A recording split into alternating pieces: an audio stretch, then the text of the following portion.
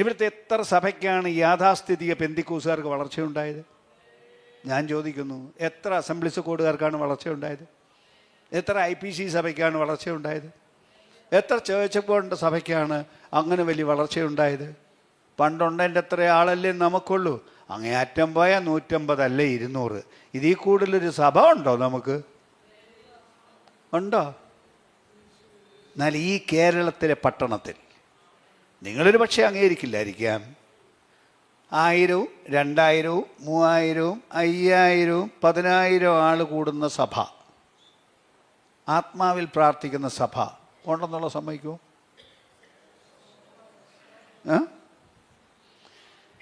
Even എനിക്കറിയാം, പെന്തിക്കോസ് സഭയുടെ പാസ്റ്റർമാരായിരുന്നവർ അത് വിട്ടിട്ട്, പെന്തിക്കോസ് വിട്ടിട്ടല്ല, സംഘടന വിട്ടിട്ട് ഒറ്റയ്ക്ക് പോയി സഭ നടത്തി.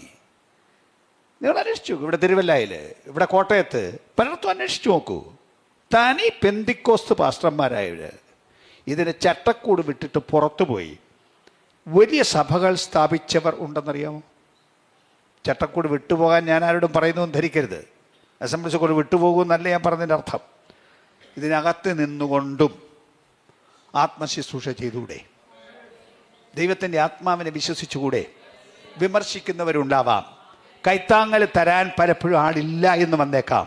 എന്നാൽ ദൈവത്തിൻ്റെ കൈത്താങ്ങലിനേക്കാൾ കൂടുതൽ കൈത്താങ്ങൽ എന്താണ് വേണ്ടത്? ആത്മാവിൽ ആഗ്രഹിച്ച് സ്വയ തൃപ്തി വെടിഞ്ഞ് ന്യായങ്ങൾ പറയുന്നത് നിർത്തി, ഞാൻ സമ്പന്നൻ, ധനവാൻ, എനിക്കിത്രേ ഉള്ളൂ, ഇത്രയൊക്കെ പറ്റുള്ളൂ, ഇത് മതി എന്ന് പറയുന്നതിന് പകരം ഇതല്ല ദൈവം വെച്ചിരിക്കുന്നത്. ദൈവത്തിന് വലിയ മണ്ഡലങ്ങളുണ്ട്, വലിയ കാര്യങ്ങളുണ്ട്.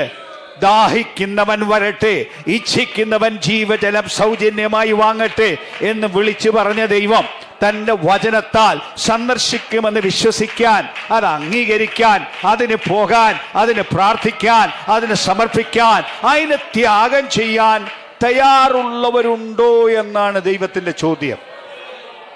ആമേൻ. പാസ്റ്റർമാരോടും കൂടെ ചേർത്ത് ഞാൻ സംസാരിക്കുന്നു. ആളുള്ള സഭ തേടിപ്പോകുന്നതിന് പകരം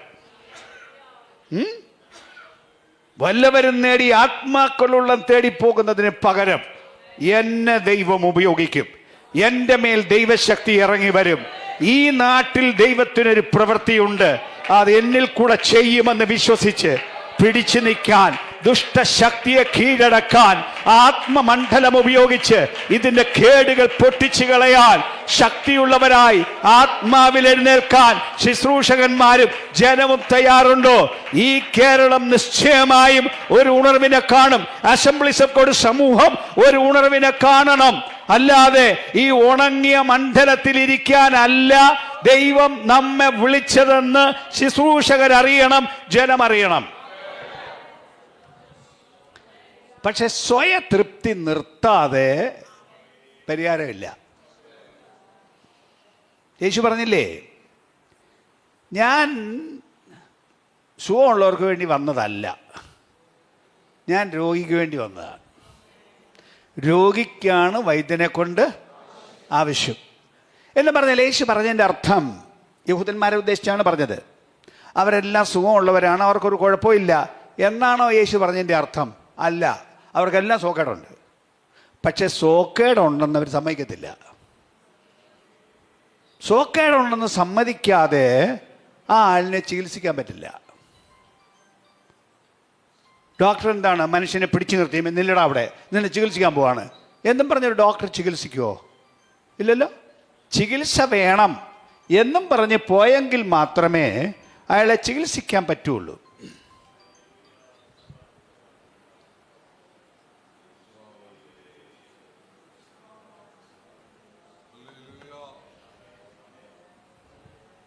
ചില രാജ്യത്താണെങ്കിൽ രോഗിയുടെ അനുവാദമില്ലാതെ ഒരു ചികിത്സയും ചെയ്യല.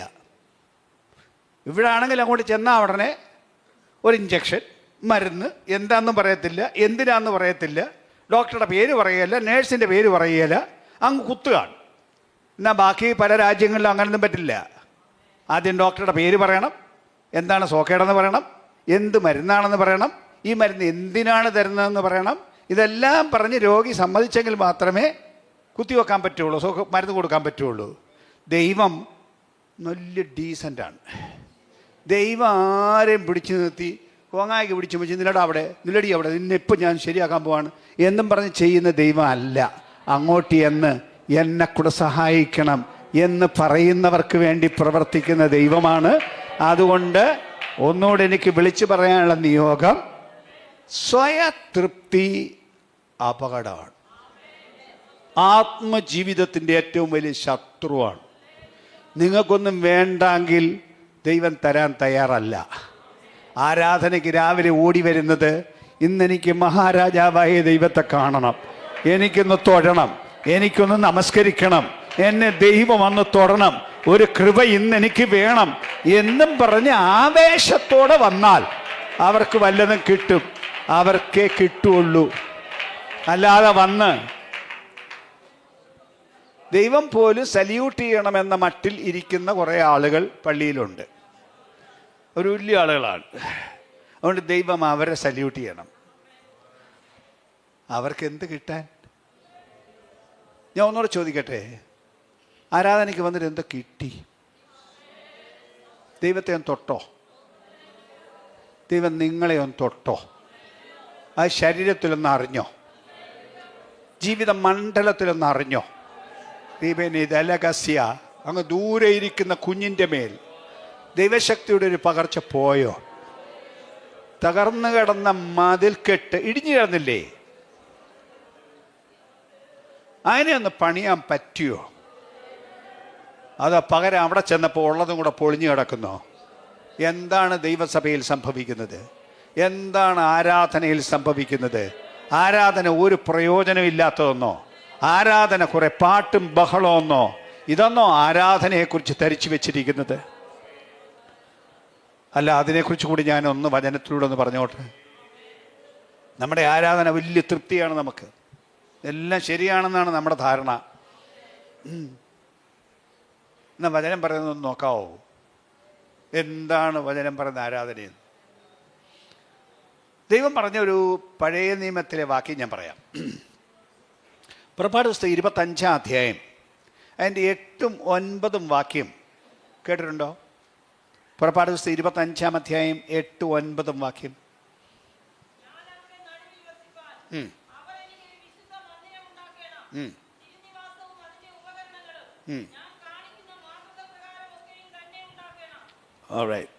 കേട്ടോ വാക്യം? ഒന്നുകൂടെ ശ്രദ്ധിക്കാവോ? ഒന്നുകൂടെ വായിച്ചേക്കാവോ? ദൈവം പറയാണ്, ഞാൻ അവരുടെ നടുവിൽ വസിക്കാൻ അവരെനിക്കൊരു വിശുദ്ധ മന്ദിരം ഉണ്ടാക്കണം. പിന്നെ എന്ന് പറഞ്ഞാൽ ദൈവത്തിന് താമസിക്കാനുള്ള ആ സ്ഥലവും അതിനകത്ത് ഉപകരണങ്ങളും ഞാൻ കാണിക്കുന്ന മാതൃക പ്രകാരം ഒക്കെയും തന്നെ ഉണ്ടാക്കണം ദൈവത്തിന് താമസിക്കാൻ.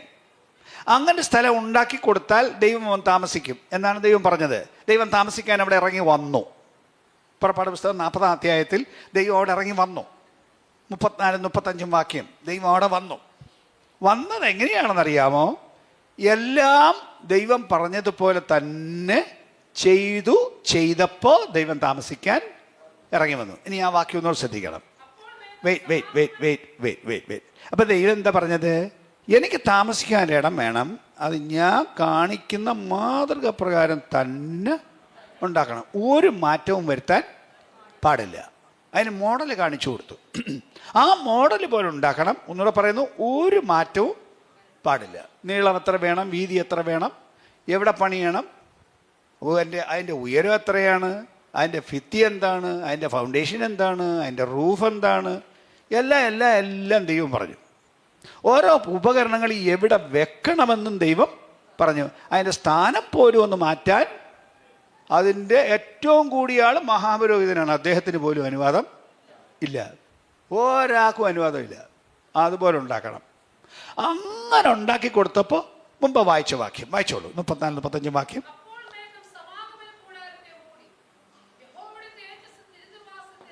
അപ്പോൾ എപ്പോ? അതിന് മുമ്പിലത്തെ വാക്യം. ഇങ്ങനെ മോശ പ്രവൃത്തി സമാപിച്ചു. 33-ാം വാക്യം. ഇങ്ങനെ മോശ പ്രവൃത്തി സമാപിച്ചു. എല്ലാം ദൈവം പറഞ്ഞ പോലെ ചെയ്ത് തീർത്തപ്പോൾ ദൈവം അവിടെ ഇറങ്ങി വന്നു. അക്ഷരാർത്ഥത്തിൽ ദൈവ സാന്നിധ്യം ഇറങ്ങി വന്നു. കാണത്തക്കവണ്ണം, അനുഭവിക്കത്തക്കവണ്ണം.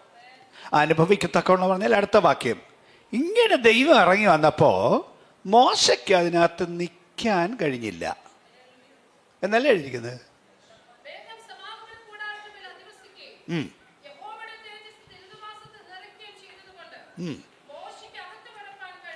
മോശയ്ക്ക് അകത്ത് കയറാൻ മേല ദൈവം വന്നപ്പോൾ. ഒന്നുകൂടെ ശ്രദ്ധിക്കണം. ഈ മോശ ദൈവം ഇരുന്ന മലയുടെ മണ്ടയ്ക്ക് 40 ദിവസം പോയിരുന്ന ആളാ. ദൈവത്തിൻ്റെ കൂടെ നേരിട്ട് ദൈവത്തെ കണ്ടിട്ട് പോയിരുന്ന ആളാ. 40 ദിവസം ഭക്ഷണം കഴിച്ചിട്ടില്ല, വെള്ളം കുടിച്ചിട്ടില്ല. രണ്ടാമതൊരു 40 പ്രാവശ്യവും ദിവസവും പോയിരുന്ന ആളാണ്. ആ മോശയ്ക്ക് ദൈവം തൻ്റെ മന്ദിരത്തിൽ ഇറങ്ങിയപ്പോൾ അതിനകത്ത് കയറാൻ മേല. അത്ര ഭയങ്കര ദൈവസാന്നിധ്യം, ശരീരം അറിയുന്ന ദൈവസാന്നിധ്യം, ശരീരത്തിന് താങ്ങാൻ മേലാത്ത ദൈവസാന്നിധ്യം. ആണ് ദൈവസാന്നിധ്യം.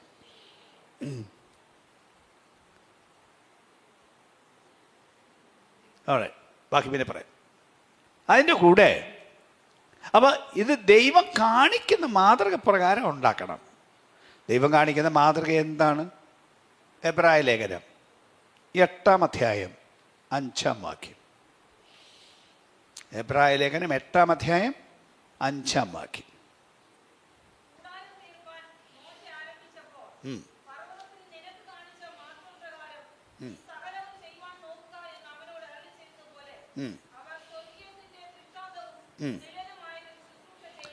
സ്വർഗീയത്തിൻ്റെ ദൃഷ്ടാന്തവും നിഴലുമായതിൽ ശുശ്രൂഷ എന്ന് പറഞ്ഞാൽ മോശ ഉണ്ടാക്കിയത് സ്വർഗത്തിലുള്ളതിൻ്റെ പതിപ്പാണ്, തനിപ്പതിപ്പാണ്. സ്വർഗത്തിൽ എങ്ങനെയുണ്ടോ അങ്ങനെ തന്നെ ഭൂമിയിൽ ഉണ്ടാക്കി കൊടുക്കണമെന്ന് പറഞ്ഞു. ദൈവം കൊച്ചു ദൈവമല്ല, ദൈവം വലിയ ആളാണ്. സ്വർഗമാണ് ദൈവത്തിൻ്റെ സ്ഥലം. ദൈവം പാവപ്പെട്ടവനല്ല. ആരെങ്കിലും അവനവൻ്റെ സൗകര്യത്തിന് ഉണ്ടാക്കി കൊടുക്കുന്നതിനകത്ത് വന്ന് താമസിക്കത്തക്കോണമുള്ള കൊച്ചു ദൈവമല്ല ഈ ദൈവം. ദൈവം വലിയ ആളാണ്. അവിടത്തേക്ക് മഹത്വത്തിന് ചേരുന്ന പോലെ ഉണ്ടാക്കി കൊടുക്കണം. സ്വർഗത്തിൻ്റെ മോഡലിൽ ഉണ്ടാക്കി കൊടുക്കണം. എന്നാൽ ദൈവം വരും, അല്ലെങ്കിൽ ദൈവം വരില്ല. സ്തോത്രം. ദൈവം വന്നു എന്നുള്ളത് പ്രകടമാവണം, സംഭവിക്കണം എന്ന് പറഞ്ഞിട്ട് അങ്ങ് തെളിച്ചു പറയാം. പഴയ നിയമത്തിൽ ദൈവം വന്നു, ദൃശ്യമായി കാണാമായിരുന്നു, അനുഭവിക്കാമായിരുന്നു. മാത്രമല്ല ദൈവം ഇരിക്കുന്ന മുറി എന്നും പറഞ്ഞൊരു മുറി ഉണ്ടായിരുന്നല്ലോ. അങ്ങനെയല്ല, അതെൻ്റെ ഭാഷയാണ്, എല്ലാവർക്കും മനസ്സിലാക്കാൻ വേണ്ടി അങ്ങനെ പറയുന്നതാണ്. അതിപരിശുദ്ധ സ്ഥലം എന്ന് പറയുന്ന സ്ഥലം ദൈവം ഇരിക്കുന്ന മുറിയാണ്. ആ മുറിയിൽ ആരും കയറിക്കൂടാ. പക്ഷെ ദൈവം ഇരിക്കുന്ന സിംഹാസനത്തിൻ്റെ പ്രത്യേകത അറിയാമോ? ദൈവം ഇരിക്കുന്ന സിംഹാസനം എന്ന് പറയുന്നത് നിയമപ്പെട്ടതാണ്, സിംഹാസനത്തിൻ്റെ രൂപമല്ല. അതിനകത്തൊരു 3 സാധനം ഇരിപ്പുണ്ട്. കാണില്ല, മൂടി വെച്ചിരിക്കുകയാണ്. കണ്ണാടിപ്പെട്ടി അല്ലത്, തടി കൊണ്ടുണ്ടാക്കി സ്വർണം പൊതിഞ്ഞതാണ്. മൂടിയും വെച്ചിരിക്കുകയാണ്. ആർക്കും അകത്ത് നോക്കാൻ പാടില്ല. പക്ഷെ ഒരു 3 സാധനം ഇരിപ്പുണ്ട്. എന്താണ് 3 സാധനം? മന്നയിട്ട് വെച്ച പൊൻപാത്രം, ആഹരോൻ്റെ തളർത്ത വടി, നിയമത്തിൻ്റെ കൽപ്പലകൾ. എന്തിനാണിത് ഇവിടെ വെച്ചിരിക്കുന്നതെന്നോ? ഒരു കാര്യം പറയാൻ വേണ്ടിയാണ്. എന്താ മന്നയിട്ട് വെച്ച പൊൻപാത്രത്തിനകത്ത് വെച്ചിരിക്കുന്നതിൻ്റെ അർത്ഥം? ദൈവം തൻ്റെ ജനത്തെ നടത്തും. ഏത് സാഹചര്യത്തിലും ദൈവം തൻ്റെ ജനത്തെ നടത്തും. അതിൻ്റെ ഉറപ്പാണത്, അതിൻ്റെ ഓർമ്മയാണത്. എന്ന് പറഞ്ഞാൽ എന്താ അർത്ഥം? ആരാധിക്കാൻ വന്നവനോട് ദൈവത്തിന് പറയാനുള്ളത്, നിനക്കുള്ള പരിഹാരം എൻ്റെ പക്കലുണ്ട്. അത് കിട്ടിയിട്ട് പോകണം, അത് പ്രാപിച്ചിട്ട് പോകണം. പാടി പ്രാർത്ഥിക്കാൻ വരുന്ന സ്ഥലമല്ലിത്. പാട്ടും പ്രാർത്ഥനയും കഴിഞ്ഞാൽ അതിൻ്റെ കൂട്ടത്തിലൊരു സംഭവം നടക്കണം. ദൈവം വന്ന് ദൈവം തൊടണം, ദൈവത്തിൻ്റെ പ്രവൃത്തി ഉണ്ടാവണം. ശരീരത്തിലെങ്കിൽ ശരീരത്തിൽ ആ തൊടൽ അനുഭവിക്കണം. രോഗശാന്തി ഇതിനകത്ത് വരണം. തകർച്ചകളുടെ നടുവിലാണെങ്കിൽ തകർക്കുന്ന ദുഷ്ട പിശാചിൻ്റെ കൈപിടിച്ച് ഞെരിക്കാൻ അധികാരമുള്ളൊരു കരം. റിബിഖദന ഹത്തിനിബിഗസ്യ. നിന്റെ പക്കൽ ബലത്തിന്റെ വ്യാപാരം ഇറങ്ങി വന്ന് പിശാചിനെ ഞെരിച്ച് അതിന് നിൽക്കാൻ മേലാത്ത മണ്ഡലമുണ്ടാക്കാൻ ആത്മശക്തി പ്രാപിക്കുന്ന സ്ഥലമായി അത് ഓടിപ്പോകുന്നൊരു മണ്ഡലം ദൈവസഭയിൽ ഉണ്ടാവണം. അല്ലാതെ ഇന്നത്തെ കാലം പോലെ ദണ്ഡിപ്പിക്കപ്പെട്ടവരായി, ആക്രമിക്കപ്പെട്ടവരായി, മുറിവേറ്റവരായി ശുശ്രൂഷകന്മാരും ജനവും കിടക്കേണ്ട മണ്ഡലമല്ല ദൈവത്തിന്റെ സഭ. അതല്ല പെന്തിക്കോസ്ത് സഭ. പിശാചിന്റെ പ്രവർത്തികളെ അഴിക്കാനുള്ള സ്ഥലം, അതിന്റെ പ്രവർത്തികൾക്ക് കേടുവരുത്തേണ്ട സ്ഥലം, അതിന് ആധിപത്യങ്ങളെ ഇല്ലായ്മ ചെയ്യേണ്ട സ്ഥലം. അത് വിശ്വസിക്കാൻ, അത് ഏറ്റെടുക്കാൻ, അതിന് ബലം കൈക്കൊള്ളാൻ ദൈവസഭയ്ക്ക് ആള് വേണം.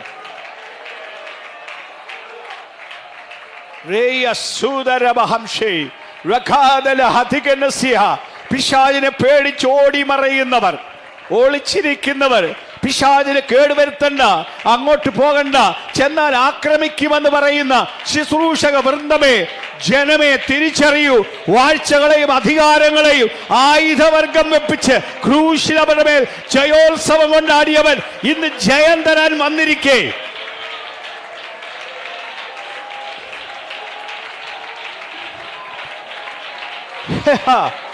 അത് ജയമെടുക്കാൻ തയ്യാറില്ലാതെ നീ ഓടി പറയുന്നുവോ?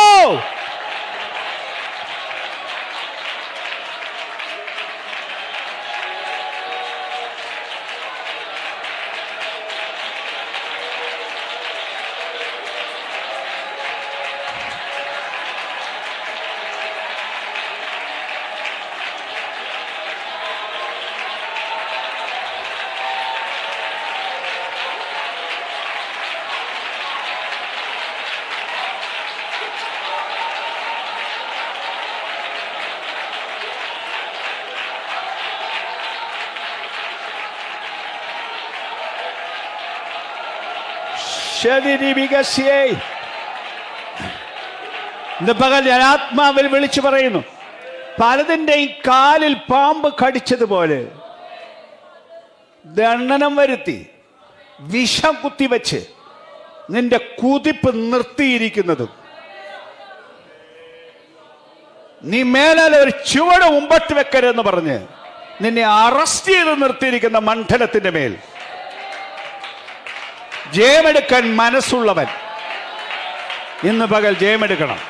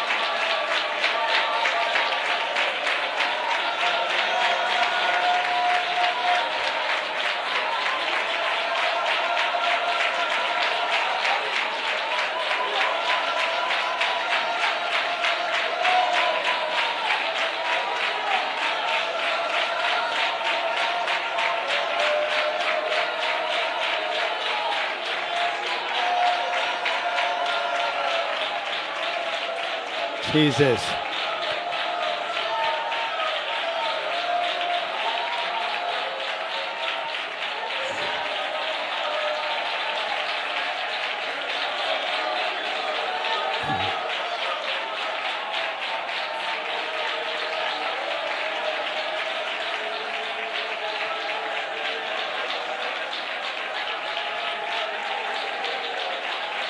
Jesus.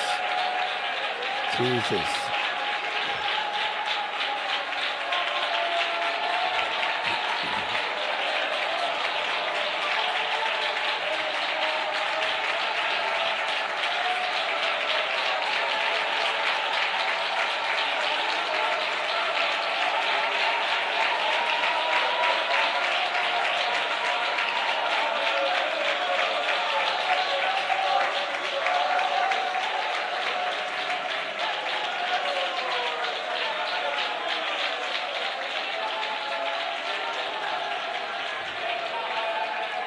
ഹല്ലേലൂയ.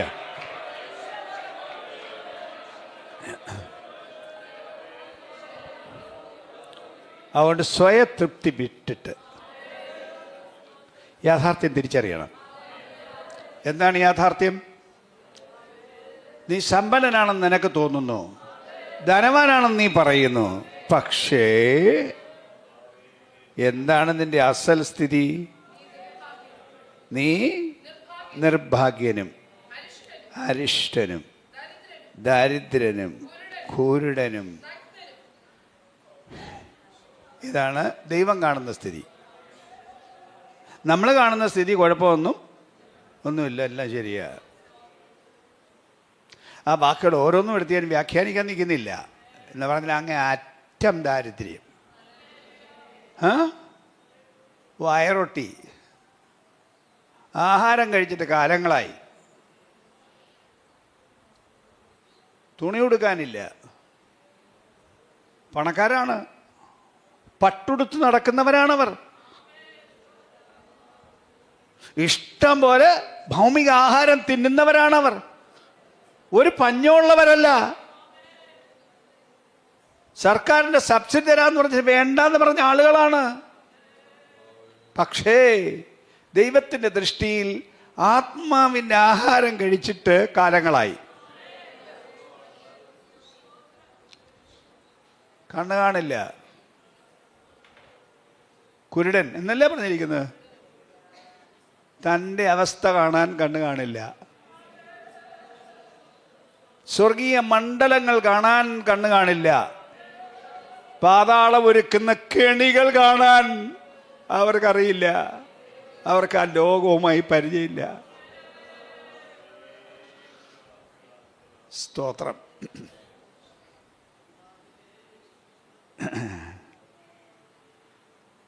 സ്ഥിതി ഒന്നുകൂടെ പറയാം.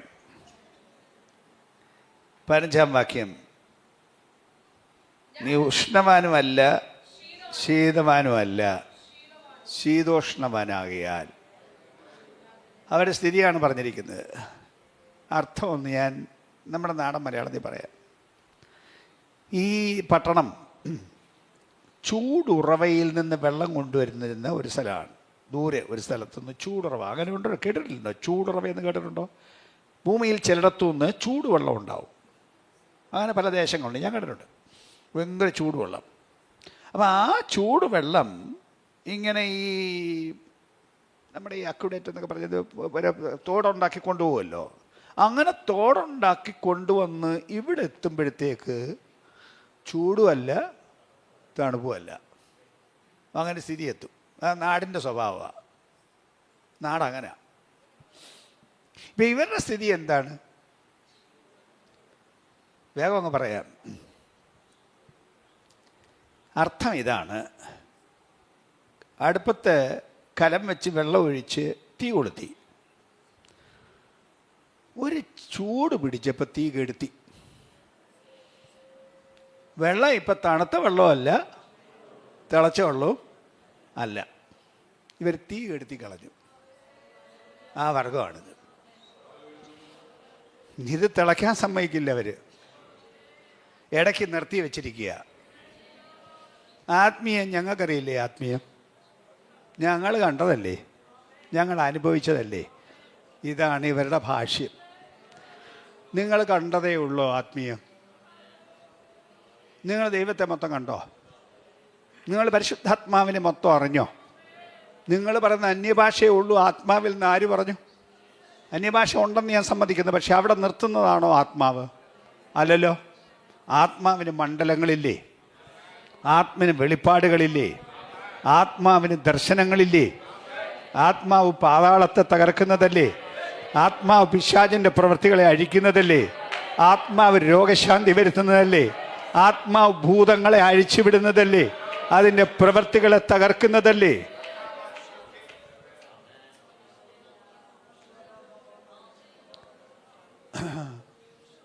സഭാമണ്ഡലം പറയണോ?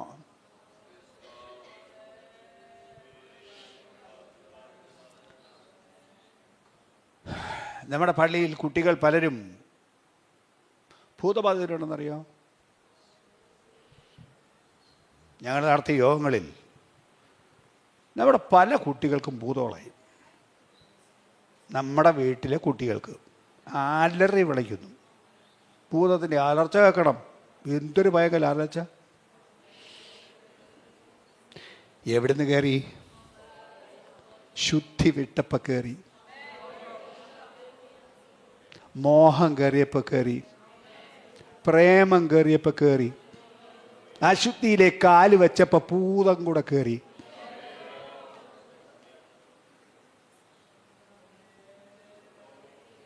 ആത്മഹത്യ ശ്രമം നടത്തി എത്ര എണ്ണം ഉണ്ടെന്നറിയോ? അപ്പൻ അറിഞ്ഞില്ല, അമ്മ അറിഞ്ഞില്ല. ഇത് വല്ലതും അറിയുന്നോ? ചിനിതി ഖെറൂഷ്യ, പിശാച് കയറി വീട്ടിൽ കയറി തൻ്റെ ആധിപത്യം സ്ഥാപിച്ചിട്ട് സിംഹാസനങ്ങളിട്ടിട്ട് ഇതൊന്നും തിരിച്ചറിയാതെ വ്യക്തികളും സഭകളും പോകുമ്പോൾ ഇതിനെ പിടിച്ചു കെട്ടാൻ ആൾ വേണ്ടേ? ഇതിന് ശുശ്രൂഷക്കാർ വേണ്ടേ? ഇതിന് പുരുഷന്മാരും സ്ത്രീകളും വേണ്ടേ? ആത്മശക്തിയുള്ള നിങ്ങൾ ചിലർ രംഗത്ത് വന്നിട്ട് പിശാചെ നില്ലവിടെ, നിന്റെ പ്രവൃത്തികളും എടുത്തുകൊണ്ട് ചരക്കും എടുത്തുകൊണ്ട് പൊയ്ക്കോണം എന്ന് വിളിച്ചു പറയാൻ ജനം വരേണ്ടതിന് പകരം നിസ്സഹായരായി നോക്കി നിൽക്കുന്ന മണ്ഡലം അവസാനിപ്പിച്ച്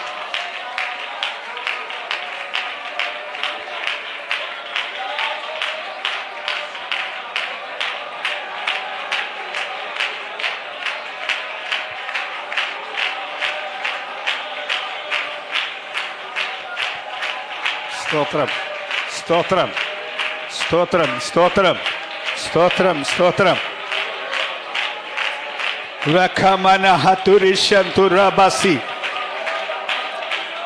ആ കത്തിയ തീ കൂടുതൽ കത്തിക്കാൻ ശ്രമിക്കൂ.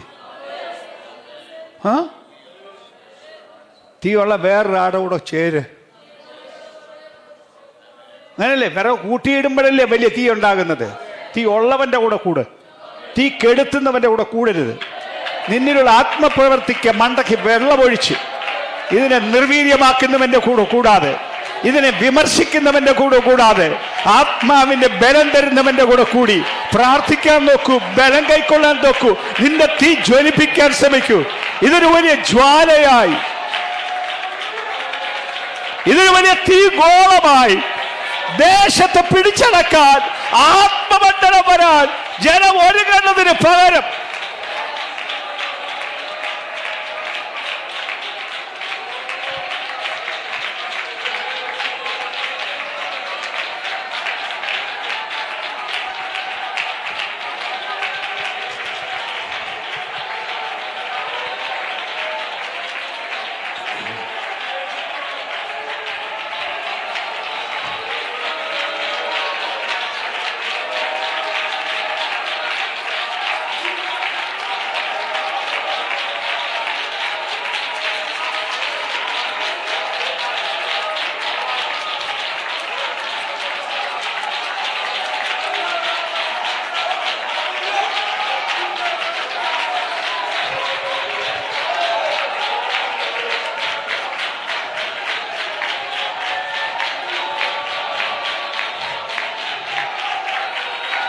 ജീസസ്, ഞാൻ തെളിച്ച് വിളിച്ചു പറയുന്നു, വിമർശകരുടെ കൂടെ കൂടി, വിമർശകരുടെ വാക്ക് കേട്ട്, അവരുടെ വീഡിയോയും കണ്ട്, അവരുടെ എഴുത്തുകളും കണ്ട് രസിക്കാതെ, വിമർശനത്തിന് നിന്റെ തല വിട്ടുകൊടുക്കാതെ, ആത്മപ്രവൃത്തി എല്ലാം ഒന്നും മനസ്സിലാവില്ല. ആത്മാവിൻ്റെ ആഴങ്ങൾ അറിയാവുന്നവൻ ആര്? മുഴുവൻ അറിഞ്ഞവർ വല്ലവരും ഉണ്ടോ? കണ്ടതിൻ്റെയും കേട്ടതിനെല്ലാം പുറകെ പോകരുത്. അത് ഞാൻ സമ്മതിച്ചു. അവിടെ ഇവിടെ കാണുന്നതിൻ്റെയും കേൾക്കുന്നതിൻ്റെയും പുറകെ പോകരുത്. പക്ഷെ ആത്മാവിന് തുറന്ന മനസ്സ് വേണം. ദൈവത്തിൻ്റെ പരിശുദ്ധാത്മാവിന് പ്രവർത്തിക്കാൻ സമ്മതിച്ചു കൊടുക്കണം. ആരെ ഇമിറ്റേറ്റ് ചെയ്യണ്ട, പക്ഷെ ദൈവത്തിൻ്റെ ആത്മാവിന് ചെയ്യാനുള്ളത് ചെയ്യാൻ തുറന്ന മനസ്സോടെ, തുറന്ന ഹൃദയത്തോട് ഒരുങ്ങിയിരുന്നാൽ അതിൻ്റെ പ്രവൃത്തി വേണം. ഒന്നുകൂടെ പറയുന്ന, തീ കെടുത്തുന്നവന്റെ ശബ്ദം കേട്ട് നിന്നിലുള്ള ജ്വാല ഇല്ലാതാക്കി കെടുത്തി നിർത്തിപ്പോകാതെ, ദൈവമേ തീ എന്നിൽ കത്തിക്കണമേ.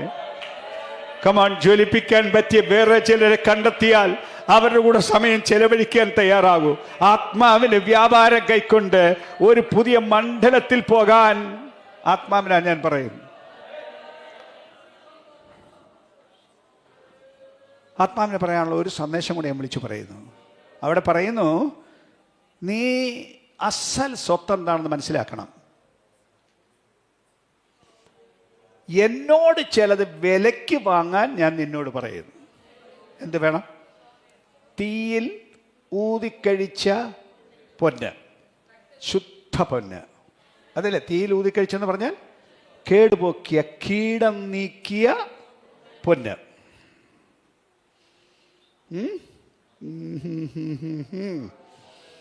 താഴോട്ട് പറഞ്ഞിട്ടുണ്ട്, എനിക്ക് പ്രിയമുള്ളവരെയൊക്കെ ഞാൻ ശാസിക്കുകയും ശിക്ഷിക്കുകയും ചെയ്തു. എനിക്ക് വേണ്ടി ഒഴുക്കിയെടുക്കാനുള്ളതിനെ ഞാൻ തീ കൂടെ കടത്തും, ശോധന ചെയ്ത് കടത്തും. ചനരബിഖസ്യ, പരിശോധനകൾ കൂടെ നടത്തും. നിന്റെ ആത്മീയ ശരിയാണോ കള്ളമാണോ എന്ന് തെളിയിക്കാനുള്ള മണ്ഡലം ഉണ്ടാക്കും. അവിടെ നിന്റെ ജീവിതം തെളിയിക്കണം. അങ്ങനെ ശോധനകളിൽ കൂടെ കൊണ്ടുപോയി പണിഞ്ഞെടുത്ത ചിലത്, അതിനാണ് ശോഭയുള്ളത്. അവിടെ എവിടെ ചാടിക്കേറി വരുന്നവന്റെ മേൽ കൃപയുണ്ടാവില്ല. പരീക്ഷകളിൽ കൂടെ കൊണ്ടുപോയി, കഷ്ടങ്ങളിൽ കൂടെ കൊണ്ടുപോയി പാഠം പഠിപ്പിച്ച് ഒരുക്കിയെടുത്ത് ആത്മാവ് നിലനിർത്തുന്ന ചിലത്, ആ മണ്ഡലത്തിൽ പോയി സ്വത്ത് പ്രാപിക്കാൻ മനസ്സുണ്ടോ? അതോ ഭൂമിയിൽ കിട്ടുന്ന പണമാണോ വലുത്? അതാണ് പറഞ്ഞതിന്റെ അർത്ഥം. നീ ഇട്ടിരിക്കുന്ന സിൽക്കിന്റെ ആ കൂടിയ വസ്ത്രമല്ല അസൽ വസ്ത്രം. ഞാൻ തരുന്ന വസ്ത്രം, ഞാൻ തരുന്ന നീതിയുടെ അങ്കി. നീ ഭൂമിയിൽ ഉണ്ടാക്കിയ പണമല്ല, നിന്റെ സ്വത്തുക്കളല്ല, ഞാൻ തന്നിരിക്കുന്ന ആത്മിക അനുഭവങ്ങൾ. റോമാനിയ നിന്റെ മേൽ വ്യാപരിച്ച ആത്മാവിന്റെ വ്യാപാരം.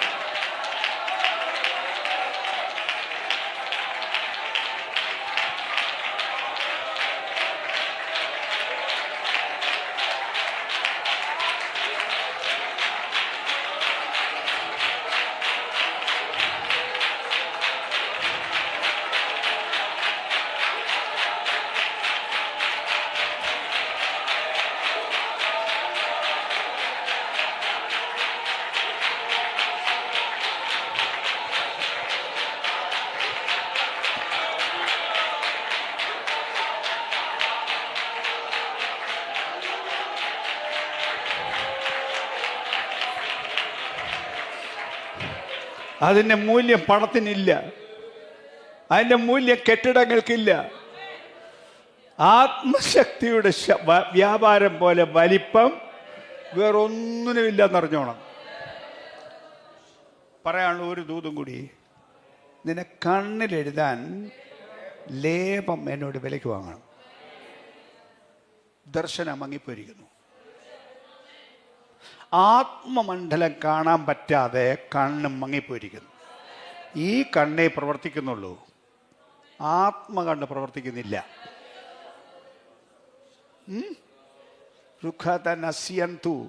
നേട്ടമെന്ന് പറയുന്നത് ഭൗമികമാണെന്ന് ഇന്നത്തെ ജനത്തെ, ശുശ്രൂഷക വൃന്ദത്തെയും പിശാച് ധരിപ്പിച്ചു വച്ചിരിക്കുന്നു. ജീവിക്കുന്നത് ഇവിടെ നേട്ടം ഉണ്ടാക്കാൻ, ഇവിടെ മെച്ചമായ ജീവിതം ഉണ്ടാകാൻ. ഇതിനല്ല ആത്മീക ജീവിതം.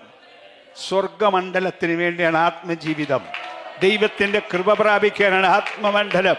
അത് വലുതാണെന്ന് കാണാൻ പറ്റാതെ കണ്ണുകൾ മുഴുവൻ ഈ ഭൂമിയിൽ കൊണ്ടുവച്ചിരിക്കുന്നിടത്ത് ആത്മാവ് പറയുന്നു, ഒരു ലേപം വാങ്ങിക്കണം, ആത്മാവിൻ്റെ ഒരു മരുന്ന് വാങ്ങിച്ചോണം.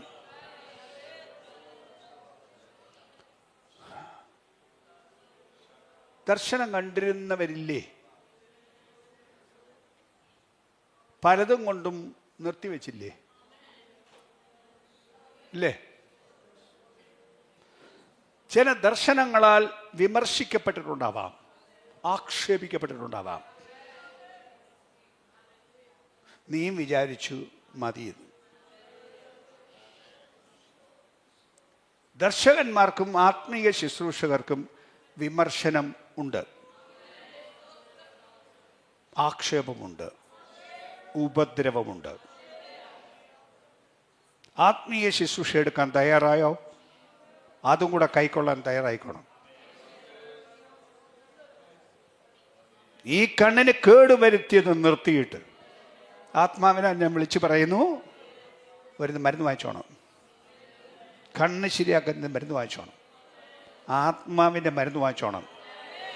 ദർശനത്തിലേക്ക് തിരിച്ചു വരണം. കൃപാവരത്തിലേക്ക് തിരിച്ചു വരണം. കൈവിട്ട് പോയത് തിരിച്ചു വാങ്ങിക്കണം. ഭൂമിയിലെ വലിപ്പം പറഞ്ഞുകൊണ്ടിരിക്കരുത്. പിള്ളേർ മിടുക്കരായെന്നും പറഞ്ഞിരിക്കരുത്. അവരുടെ ഡിഗ്രിയും പറഞ്ഞുകൊണ്ടിരിക്കരുത്. വീടിൻ്റെ വലിപ്പം പറഞ്ഞുകൊണ്ടിരിക്കരുത്. പകരം പണ്ട് പ്രാപിച്ച ദൈവകൃപ തിരിച്ചെടുക്കാൻ, ദർശനം പ്രാപിക്കാൻ, പ്രവചനം പ്രാപിക്കാൻ, കൃപാവരം പ്രാപിക്കാൻ, ആത്മശക്തി പ്രാപിക്കാൻ ദൈവത്തിന് മുമ്പാകെ നിലപാട് വീണ്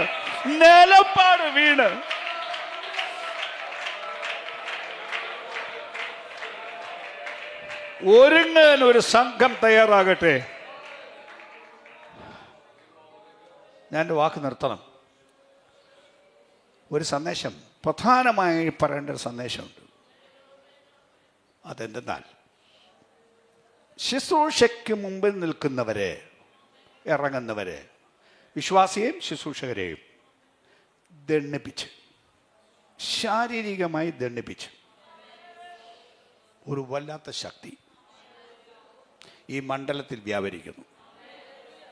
ശരീരത്തിന് കേടുവരുത്തി, ഹാർട്ടിന് കേടുവരുത്തി, ശരിക്കും നീ ജീവിക്കാൻ സമ്മതിക്കാതെ ദണ്ഡിപ്പിക്കുന്ന ഒരു ശക്തി, മുമ്പോട്ട് പോകാൻ വിചാരിക്കുന്നവരെയൊക്കെ പിടിച്ചു നിർത്തുന്നൊരു മണ്ഡലം ഇവിടെ വ്യാപരിക്കുന്നു. ഇന്ന് പകൽ കേൾക്കൂ, ഇന്ന് പകൽ ഇതിൻ്റെ മേൽ ജയമെടുക്കണം. നിന്നെ ഒതുക്കാൻ, ശുശ്രൂഷയെ ഒതുക്കാൻ വന്നിരിക്കുന്ന ഈ ദണ്ഡനം ബലഹീനതയാണെന്ന് ധരിച്ച്, രോഗമാണെന്ന് ധരിച്ച് ഒതുങ്ങിയിരിക്കാതെ അതിൻ്റെ ആധിപത്യത്തെ ഇന്ന് പൊട്ടിച്ചു കളയണമെന്ന്. ഏത് ആത്മശുശ്രൂഷക്കാരൻ ഈ ബന്ധനത്തിലാണോ, ഞാൻ വ്യക്തമായി അറിയുന്ന കാര്യം വിളിച്ചു പറയുന്നത്, എൻ്റെ ശരീരത്തിൽ അറിയുന്ന കാര്യം വിളിച്ചു പറയുന്നു, അതിൻ്റെ ആധിപത്യത്തെ ഇന്ന് പകൽ പൊട്ടിച്ചെടുക്കുകയാണ്. ഇന്ന് ഈ യോഗം കൊണ്ട് ദൈവാത്മാവിന് ചെയ്യാനുള്ള കാര്യം.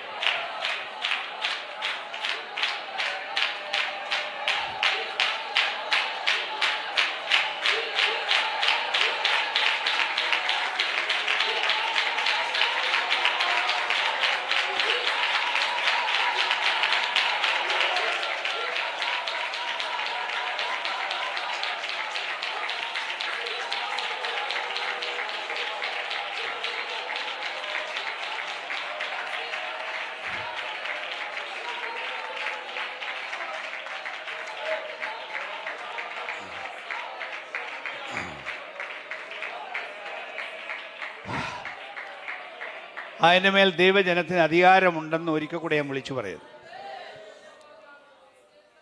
ദൈവജനം തങ്ങളുടെ ആത്മീയ അധികാരം തിരിച്ചറിയണം. നല്ലൊരു പങ്ക് ആളുകൾക്ക് അറിയില്ല. അവരെ അയക്കുന്ന പിശാചാണ് വലുതെന്നാണ്, നമ്മൾ വെറും മനുഷ്യരാണെന്നാണ്. അല്ല, നമ്മൾ വെറും മനുഷ്യരല്ല, ആത്മാവിനെ പ്രാപിച്ച മനുഷ്യരാണ്. ആത്മാവിൻ്റെ ശക്തിയുടെ മുമ്പാകെ, അസൽ അഗ്നി ജ്വലിക്കുന്നതിൻ്റെ മുമ്പാകെ പിശാച് നിൽക്കാൻ പറ്റുമോ? നിങ്ങൾ നല്ല മണ്ഡലം കണ്ടിട്ടുണ്ടെങ്കിൽ ഇവിടെ തീയാണ്, ഇവിടെ എനിക്ക് നിൽക്കാൻ പറ്റില്ല എന്ന് ഭൂതാത്മാക്കൾ വിളിച്ചു പറയുന്ന കേട്ടിട്ടുണ്ടോ? ഉണ്ടോ?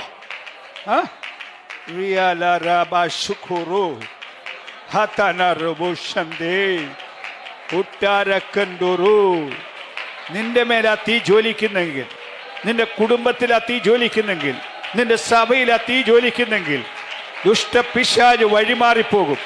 അതിൻ്റെ ആധിപത്യങ്ങൾ അവസാനിക്കും. നിന്റെ മേൽ വെച്ച കയ്യ് ഇന്ന് പകൽ എടുത്ത് മാറ്റണം. അതിൻ്റെ ആധിപത്യം, അതിൻ്റെ ദണ്ഡനം ഇന്ന് പകൽ അഴിഞ്ഞു മാറണം.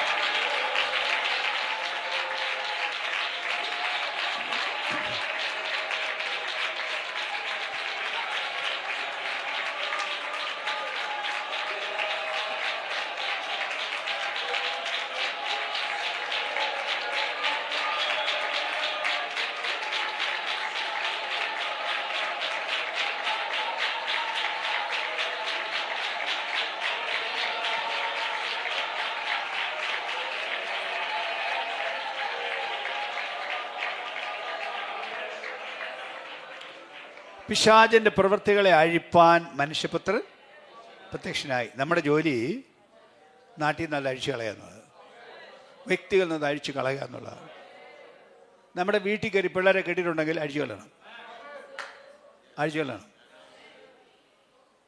പുറത്ത് പറയാതെ ഒളിച്ചു കൊണ്ടു നടക്കരുത്. പല വീട്ടിലും കെട്ടിയിരിക്കുന്ന ആരും പുറത്ത് പറയാതെ കൊണ്ടു നടക്കുകയാണ്, ഒതുക്കി വെച്ചിരിക്കുകയാണ്.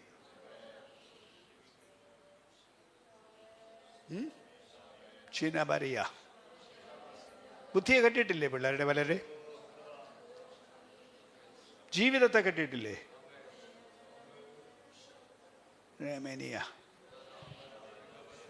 സഭയിലല്ലാതെ വേറെ എവിടെയാണ് അഴിക്കേണ്ടത്? അഴിക്കാൻ വേറെ എവിടെ സ്ഥലമുണ്ട്? ഈ മണ്ഡലത്തിൻ്റെ മേൽ ആധിപത്യം സഭ എടുത്തിരിക്കണം. ഞാൻ ഒന്നുകൂടെ പറയുന്നു, ഇന്ന് ഈ യോഗത്തിൽ സംഭവിക്കേണ്ട കാര്യം, അങ്ങനെ ആത്മശുശ്രൂഷയ്ക്ക് പോകുമ്പോൾ അതിന് നിൽക്കുന്നവരുടെ മേൽ തടയുന്ന, ശാരീരികമായി ശരിക്കും ചെറുത്ത് നിൽക്കുന്ന, പോകാൻ സമ്മതിക്കാതെ, നിന്നെ മുന്നേറാൻ സമ്മതിക്കാതെ പിടിച്ചു കെട്ടിയ, അല്ല വേറെ മണ്ഡലത്തിൽ കെട്ടിയതിന് അഴിക്കാൻ ദൈവം നിങ്ങളെ നിയമിച്ചിരിക്കുന്നു. അതിന് അധികാരം തന്നിരിക്കുന്നു. അങ്ങനെ വചനം തറപ്പിച്ച് പറയുന്നു ഇല്ലേ? പാമ്പുകളെയും തേളുകളെയും ശത്രുവിൻ്റെ സകല ബലത്തെയും ചവിട്ടാൻ എന്ന് പറഞ്ഞാൽ തിരിച്ചു കടിക്കാതെ ചവിട്ടാൻ, കാൽക്കീഴാക്കി കളയാൻ വിളിച്ചിരിക്കുന്ന ജനം ഇന്നിരിക്കുന്ന മണ്ഡലത്തിൽ നിന്ന് എഴുന്നേക്കണം. ഈ ഒതുങ്ങിയ മണ്ഡലത്തിൽ, ഈ പരിമിതപ്പെട്ട മണ്ഡലത്തിൽ, ഇത്രയേ ഉള്ളൂ എന്ന് പറയുന്ന മണ്ഡലത്തിൽ നിന്ന് എഴുന്നേറ്റിട്ട് ഇതല്ല ആദിമ സഭയിൽ നടന്നത് നടക്കണം, എൻ്റെ മേൽ നടക്കണം, എൻ്റെ കാലത്ത് നടക്കണം, എൻ്റെ സഭയിൽ നടക്കണം. ജമാരി പുറു ബഷൂറ ബാഹസു.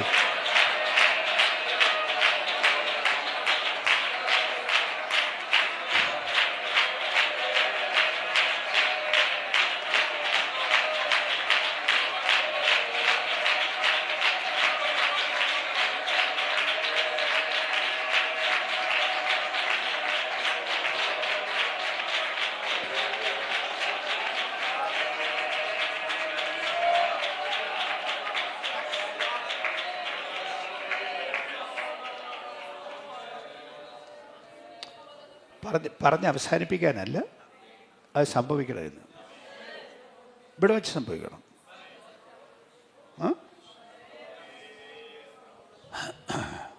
ചിലർ അല്പം കൂടെ യാചനയും പ്രാർത്ഥനയും ഉപവാസ ആവശ്യമുള്ള മണ്ഡലമുണ്ട്.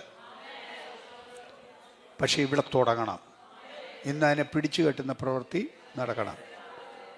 താമസിയാതെ, എന്തിനധികം ദിവസം, ഒരാഴ്ചക്കകം അതിൻ്റെ പ്രവൃത്തിയെ പിടിച്ചു കെട്ടണം. ഇന്ന് പിടിച്ചു കെട്ടണം. പിടിച്ചു കെട്ടാൻ മേലാതെ ആധിപത്യം കൂടുതലുണ്ടെന്ന് പറയുന്നതിന് നമുക്കൊരു ഒരുക്കം വേണമല്ലോ. അവിടെയാണ് പ്രശ്നം. അല്ല ഇന്ന് അഴിക്കാൻ മേലെന്നല്ല, ഏതും ഇന്ന് അഴിച്ചു കളയാവുന്നതേ ഉള്ളൂ. പക്ഷെ നമ്മളത് ഒരുക്കിയെങ്കിലേ പറ്റുള്ളൂ. നമ്മളിൽ പണിയാനുള്ള പണി നടക്കണം. ആ തീ ഒന്ന് കത്തണം. ഇതിനകത്ത് ദഹിപ്പിക്കേണ്ടതിനെ ദഹിപ്പിക്കണം, ജ്വലിപ്പിക്കേണ്ടതിനെ ജ്വലിപ്പിക്കണം. ജീസസ് ചിലരുടെ കൂടെ ഇരിക്കണമെന്ന്, ആത്മശക്തി ഉള്ളവരുടെ കൂടെ ഒന്ന് ഇരുന്ന് ഒന്ന് ജ്വലിപ്പിച്ച് അതിൻ്റെ കെട്ടഴിച്ച്. ഇല്ല പിശാചേ, നിൻ്റെ ആധിപത്യത്തെ സമ്മതിച്ചു തരില്ല. ജില്ലയുടെ മേൽ വ്യാപരിക്കുന്ന ആധിപത്യമേ, ഇതിനെ സ്വതന്ത്രമാക്കില്ലെന്ന് പറഞ്ഞ് വാദിച്ചു നിൽക്കുന്ന ആധിപത്യമേ, നിന്നെ തോപ്പിച്ച യേശുക്രിസ്തുവിൻ നാമത്തിൽ അതിൻ്റെ ബലത്തിൻ്റെ വ്യാപാരത്താൽ നിന്നെ മെതിച്ചു കളയുന്നു എന്ന് പറയാൻ അധികാരമുണ്ടാകാൻ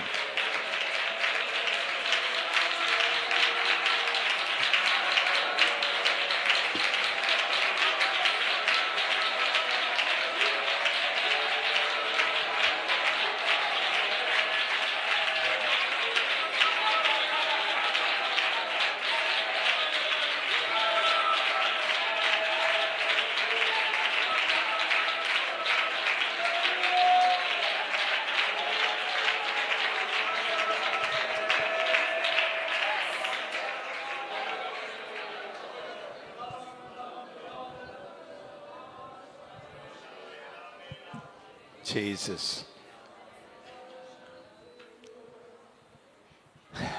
പറ്റുമോ? വിശ്വസിക്കാൻ പറ്റുമോ? അങ്ങനെ സ്വാതന്ത്ര്യം ഉണ്ടാകും എന്ന് വിശ്വസിക്കാൻ പറ്റുമോ? അങ്ങനെ ശക്തിക്ക് വേണ്ടി എന്നെ ദൈവം ഉപയോഗിക്കുമെന്ന് വിശ്വസിക്കാൻ പറ്റുമോ? നിങ്ങളെ, എന്നെ എന്ന് പറഞ്ഞാൽ എന്നെ എന്നുള്ള അർത്ഥത്തിലല്ല, നമ്മളെ ഓരോരുത്തരെയും ഉപയോഗിക്കും എന്ന് വിശ്വസിക്കാൻ പറ്റുമോ? ഈ കൂട്ടമായി ആത്മാവിൽ ഈ ദേശത്തിൻ്റെ അധിപതിയുടെ മേൽ ഇന്നൊരു ജയം ശരിക്കും എടുത്ത് പ്രഖ്യാപിച്ചിട്ട് പോകാൻ പറ്റുമോ? ഇതിനോട് പറയാൻ പറ്റുമോ? പിശാചേ, നീ അല്ല വലുത്, യേശുവാണ് വലുത്. യേശു നിന്നെ തോൽപ്പിച്ചാണ്. ഞാൻ ആത്മകാര്യത്തിന് പോകുമ്പോൾ എന്നെ തടയാൻ നിന്ന് പലപ്പോഴും മുടക്കിയ, ശരീരത്തിന് കേടുവരുത്തി പൊരുതിക്കൊണ്ടിരിക്കുന്ന ശക്തിയെ ഇന്ന് നിന്റെ കൈ എൻ്റെ മേൽ എടുത്ത് പൊയ്ക്കാറ്റും എന്ന് പറയാൻ ഇന്ന് വിശ്വാസമുണ്ടോ? ഉണ്ടോ? ഉണ്ടെങ്കിലേ ചെയ്യാൻ പോവാണ്. മസിലി ദുഃഖുറുബു ശാന്തനരബക്കനസി തട്ടൂറബശന്തിനിയ. ആത്മമണ്ഡലം അറിയുവാൻ ജനം തയ്യാറാവൂ. ഭൗമിക മണ്ഡലമല്ല വലുത്, ആത്മമണ്ഡലമാണ് വലുത്. അത് തിരിച്ചറിയാൻ ഇന്ന് പകൽ വചനം വിളിക്കുകയാണ്. സമ്പന്നൻ, ധനവാൻ, ഇവിടെ ഒതുങ്ങി എന്ന് പറയുന്നതിന് അപ്പുറം ദൈവത്തിൻ്റെ വലിയ മണ്ഡലമുണ്ട്. ദൈവം ദേശത്ത് ചെയ്യാൻ പോകുന്ന പ്രവൃത്തിയുണ്ട്. ആ പ്രവൃത്തിക്ക് വേണ്ടി ഞാനും തയ്യാർ. എൻ്റെ കണ്ണ് തുറന്നു കിട്ടണം, ദർശനത്തിലേക്ക് വരണം. ഞാൻ എടുത്തു പറയുന്നു, കണ്ണ് തുറക്കാൻ പ്രത്യേകമായി, എന്നുവെച്ചാൽ ദർശനത്തിലേക്ക് വരാൻ പ്രത്യേകമായി ഒരുങ്ങാൻ ആത്മാവ് പറയുന്നു. വെളിപ്പാടുകളിലേക്കും ആത്മദർശനങ്ങളിലേക്കും ശുശ്രൂഷ വൃന്ദത്തെ ദൈവത്തിന് കൊണ്ടുപോകണം. നിങ്ങൾ കാണുന്നത് പോലെയും അറിയുന്നത് പോലെയും അല്ല ദൈവത്തിന് പ്രവർത്തിക്കാനുള്ളത്. അവിടുന്ന് ഒരുക്കി വെച്ചിരിക്കുന്ന മണ്ഡലത്തിലാണ് ദൈവത്തിന് പ്രവർത്തിക്കാനുള്ളത്. അത് കാണാൻ, അത് വിശ്വസിക്കാൻ എന്ന് ആത്മാ വിളിച്ച് പറയുന്നു. അതിന് മരുന്ന് വാങ്ങിക്കാൻ റെഡി ആയിക്കോളും. അതാണ് പ്രത്യേക സന്ദേശം. അതിന് മരുന്ന് വാങ്ങാൻ തയ്യാറായിക്കോളും. അത് ദൈവത്തിൽ നിന്ന് വാങ്ങിക്കണം.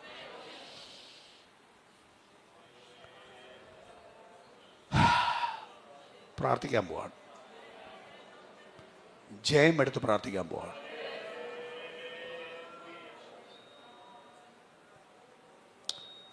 ഒന്ന് എഴുന്നേറ്റിരിക്കാൻ പറ്റുമോ?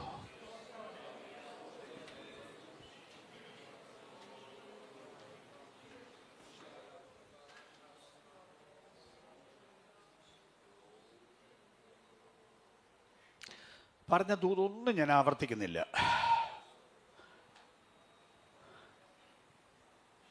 ആ ദൂതെല്ലാം അംഗീകരിച്ചുകൊണ്ട്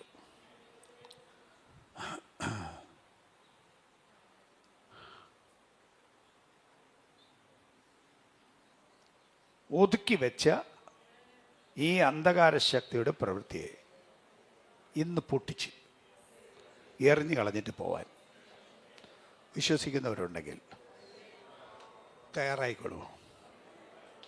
ഞാൻ ഒന്നുകൂടെ വിളിച്ചു പറയും, ഞാൻ ആത്മാധികാരത്തിൽ വിശ്വസിക്കുന്ന ആളാണ്. പിശാചിൻ്റെ പ്രവൃത്തികൾ അഴിക്കുന്നതിൽ വിശ്വസിക്കുന്ന ആളാണ്. അതിനുവേണ്ടി സഞ്ചരിക്കാൻ ദൈവം ഞങ്ങളെ നിയമിച്ചിട്ടുള്ളതാണ്. അതിനുവേണ്ടി ദേശം പോകാൻ ദൈവം ഞങ്ങളെ പറഞ്ഞു വിട്ടുള്ളതാണ്. ഇനി ഞാൻ ഒറ്റയ്ക്ക് വന്നിട്ടുള്ള എൻ്റെ സംഘം എൻ്റെ കൂടെ ഇല്ല. എങ്കിലും നിങ്ങളും എൻ്റെ സഹോദരങ്ങളാണല്ലോ. നിങ്ങൾക്കും ആത്മാവിൽ എൻ്റെ കൂടെ ചേരാം. ഇന്ന് പകൽ അങ്ങനെ ജയമുണ്ടാകും എന്ന് വിശ്വസിക്കാൻ പറ്റുമോ? ഞാൻ ചോദിക്കുന്നു. ഞാൻ ഈ പറഞ്ഞ അനുഭവത്തിൽ ഈ ആത്മകാര്യങ്ങൾക്ക് എതിരായിട്ട് നിന്ന് ശരീരത്തിന് സ്വാതന്ത്ര്യം തരാതെ മണ്ഡലത്തെ സ്വതന്ത്രമാക്കാൻ സമ്മതിക്കാതെ ഒതുക്കി വെച്ചിരിക്കുന്ന തടയുന്ന ശക്തി അനുഭവിക്കുന്നവർ നിങ്ങൾ എത്ര പേര് ഇതിനകത്തുണ്ട്? ഈ ആത്മമണ്ഡലത്തിന് പോകുമ്പോൾ ഇതിനെ തടയുന്ന, ഈ ആത്മമണ്ഡലത്തെ തടയുന്നവർ അനുഭവിക്കുന്ന എത്ര പേര് ഇതിനകത്തുണ്ട്? ഉള്ളവർ ജയം വേണ്ടിയവർ വിശ്വസിച്ച് കൈവെക്കൂ.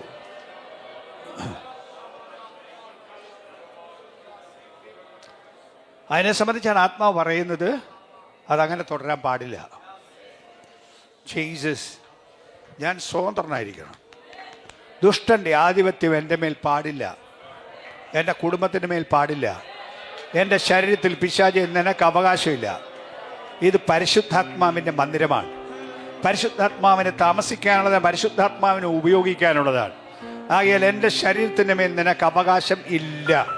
നിന്റെ കൈയെടുത്തോണ്ട് പൊയ്ക്കോണം, നിന്റെ ചരക്ക് മേലാൻ അനുവദിക്കില്ല എന്ന് പറഞ്ഞ് ആത്മാവിൽ അല്പസമയം സ്തോത്രം ചെയ്ത് പ്രാർത്ഥിക്കുകയും, ഒന്നുകൂടെ പറയുന്നു, അത് ഈ ദേശമണ്ഡലത്തിൻ്റെ മേലാണ് ആധിപത്യം എടുക്കാൻ പോകുന്നത്. ഈ മണ്ഡലത്തിൻ്റെ മേൽ വ്യാപരിക്കുന്ന ഈ ദുഷ്ടശക്തിയുടെ മേൽ ആധിപത്യമെടുത്ത് അല്പസമയം ആത്മാവിൽ പ്രാർത്ഥിക്കാൻ.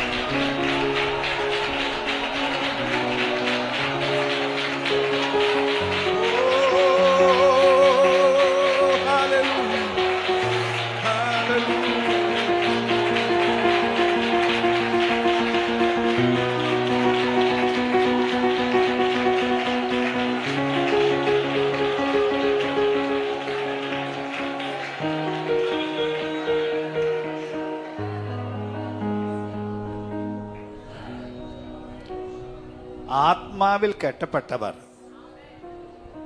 സ്വതന്ത്രരാകാൻ ദൈവത്തിന് മുമ്പാകെ വീഴണം. ഭൗമിക കാഴ്ചപ്പാടിൽ ഒതുങ്ങി അത് ആത്മജീവിതത്തിന് തകർത്തതാണ്. അതുകൊണ്ട് എടുത്തു പറയാൻ ആത്മാവിനോട് പറയുന്നു, ഭൗമിക കാഴ്ചപ്പാടുകൾ ഒതുങ്ങിയവർ അത് തകർച്ചയാണ്. പകരം ഒരാത്മിക കാഴ്ചപ്പാടിലേക്ക് പ്രവേശിക്കാനും ഇവിടുത്തെ ഒരു നേട്ടവും മൂല്യമുള്ളതല്ല. മൂല്യം ആത്മീക കൃപയ്ക്കും ആത്മശക്തിക്കും ആത്മശുശ്രൂഷയ്ക്കുമാണ്. ബാക്കി ഒന്നിനും ഈ മൂല്യം ഇല്ല. അതുകൊണ്ട് അതിനെ തടയുന്ന സകല ഭൗമ മണ്ഡലവും താഴെ വെക്കാൻ തയ്യാറാവണം. ഞാൻ പറയുന്നത് മനസ്സിലാവുന്നെന്ന് വിചാരിക്കുന്നു. ആത്മശുശ്രൂഷയ്ക്ക് പോകുന്നതിന് സമ്മതിക്കാതെ ഒതുക്കിയ മണ്ഡലമാണ് ഭൗമിക നേട്ടങ്ങളെക്കുറിച്ചുള്ള ചിന്ത, ഇവിടുത്തെ കുറിച്ചുള്ള തൃപ്തി. അത് വാരിക്കളയണമെന്ന് ആത്മാവ് പറയുന്നു. ഇതിനകത്ത് ദൈവത്തിൻ്റെ ആത്മാവിൻ്റെ പ്രത്യേക നിയോഗമുള്ള ചിലരെങ്കിലും ഉണ്ടല്ലോ.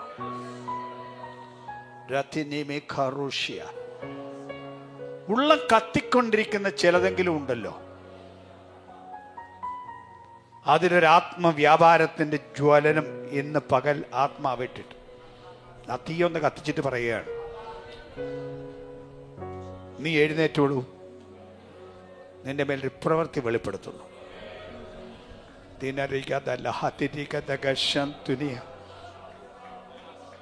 ചിലതിനെ മാൻപേടക്കാൽക്ക് തുല്യമാക്കി ഒരു കുതിപ്പിനുള്ള ബലം തന്ന് എഴുന്നേൽപ്പിക്കാനുള്ള ഒരു വ്യാപാരം ഇന്ന് പകൽ ഇതിനകത്തുണ്ട്.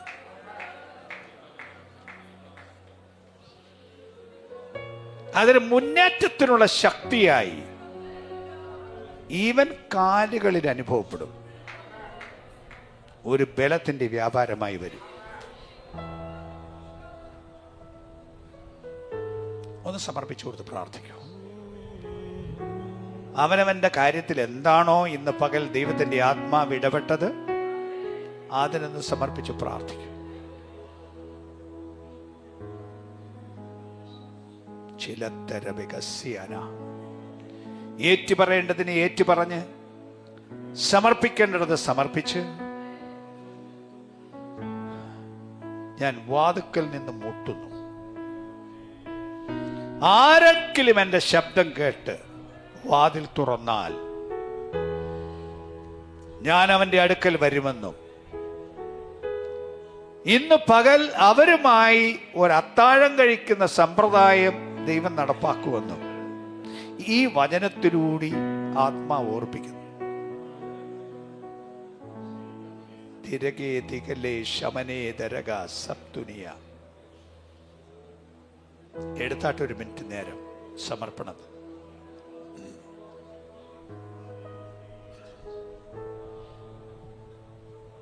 Jesus, Jesus, Jesus, Jesus.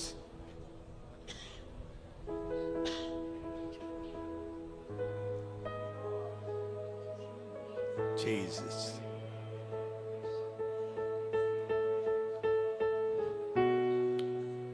ഇന്ന് പകൽ ആ ജയത്തിന്റെ മണ്ഡലത്തിലേക്കൊന്ന് പോകാൻ ഒരുങ്ങോ? വിശ്വസിക്കുകയും ഈ മുറിക്കകത്ത് ജയമെടുക്കാൻ കഴിയും. ജയമുണ്ട്. അത് ഈ ആകാശ മണ്ഡലത്തിന്റെ മേലുള്ള ജയമായി ആത്മാവായിക്കും.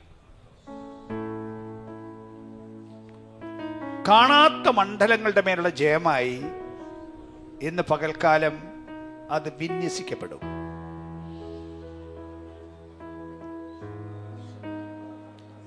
അതുകൊണ്ട് വിശ്വസിക്കുന്നവർ അല്പസമയം ആത്മാവിൽ പ്രാർത്ഥിക്കാനും ആരാധിക്കാനും തയ്യാറായിക്കൊള്ളും. ആത്മാവിലാണ് മണ്ഡലത്തെ കൈകാര്യം ചെയ്യുന്നത്, ബുദ്ധിയിലല്ല. അതുകൊണ്ട് ബുദ്ധിമണ്ഡലത്തിൽ നിന്ന് മാറി ആത്മമണ്ഡലത്തിലേക്ക് പ്രവേശിക്കുവാനായി ആത്മാവിന് നിയോഗമുള്ളവർ അല്പസമയം ആത്മാവിൽ പ്രാർത്ഥിക്കാൻ തയ്യാറാകും, ആത്മാവിൽ ആരാധിക്കാൻ തയ്യാറാകും. അതോടെ ആ ശരീരത്തിന്റെ മേൽ കെട്ടുന്ന കെട്ടുകൾ ഇന്ന് പകൽ അഴിയുന്നതായി ബോധ്യപ്പെട്ടോണം, സ്വീകരിച്ചോണം. In the name of the Lord. Come on, അല്പസമയം ആത്മാവിൽ തന്നെ ജാഗരിക്കാൻ, ആത്മാവിൽ തന്നെ പ്രാർത്ഥിക്കാൻ, ആത്മാവിൽ തന്നെ ആരാധിക്കുവാൻ ശരീരത്തെ വിട്ടുകൊടുക്കും.